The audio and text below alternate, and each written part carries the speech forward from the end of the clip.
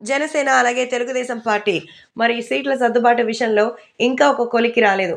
Elections ఇంటి దగ్గరకొస్తున్నా బయట చెప్పకపోవడానికి కారణం ఏంటంటే, జనసేన పొత్తు టీడీపీకి 100కి 100% మంచి సహాయకారిగా ఉంటుంది.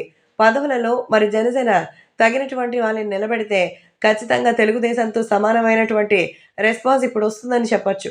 అయితే తెలుగుదేశం పార్టీకి సంబంధించినటువంటి చాలా మంది నిర్ణయాలు మాత్రం ఇప్పుడు బహిర్గతం చేస్తున్నారు.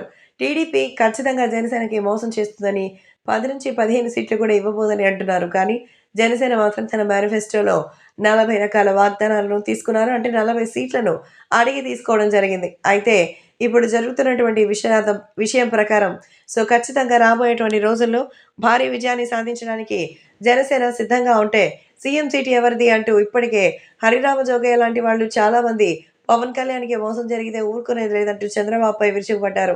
అదేదో ఉరుమురు మీ మంగళం మీద పడ్డట్టు అసలు సీఎం సీటు కోసం మీ గొడవలేంటని నారా బ్రహ్మిణి అయితే షాక్ అయిపోయిందట.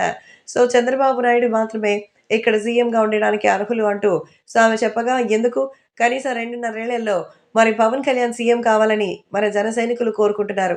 ఈ నేపథ్యంలో వాటికి సంబంధించిన విషయాలను కూడా తెలియజేస్తున్నట్టుగా అయితే సమాచారం. ప్రస్తుతం సోషల్ మీడియాలో సైతం ఈ విషయం ఎంతో వైరల్ అవుతోంది. తెలుగుదేశం పార్టీ, జనసేన నాయకురాలు కూడా ఇదే విషయంపై అయితే చర్చించుకున్నట్టుగా సమాచారం.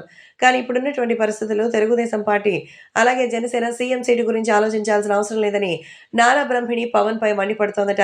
కేవలం మా మామయ్య మాత్రమే సీఎం సీట్‌కి అర్హులంటూ జనసేన పార్టీకి ఇప్పటికీ ఆ హక్కు రాలేదని బ్రహ్మిణి పవన్ కళ్యాణ్‌పైన మండిపడినట్టుగా తెలుస్తోంది.